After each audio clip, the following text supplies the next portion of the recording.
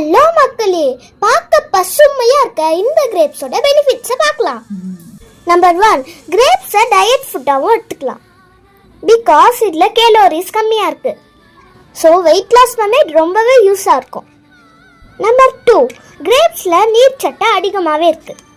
So dehydration டைமில் இதை எடுத்துக்கிட்டா ரொம்ப யூஸ்ஃபுல்லாக இருக்கும். நம்பர் 3, டைஜஷன் ப்ராப்ளம்க்கு இதை யூஸ் பண்ணிக்கலாம்.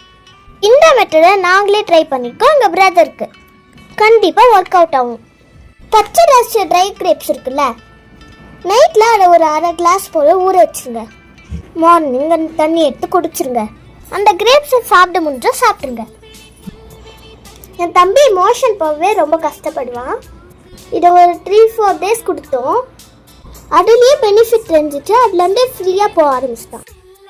நம்பர் 4, இதில் நோய் எதிர்ப்பு சக்தியை இன்க்ரீஸ் பண்ணுற அளவுக்கு ஆன்டி ஆக்சிடென்ட் இருக்குது.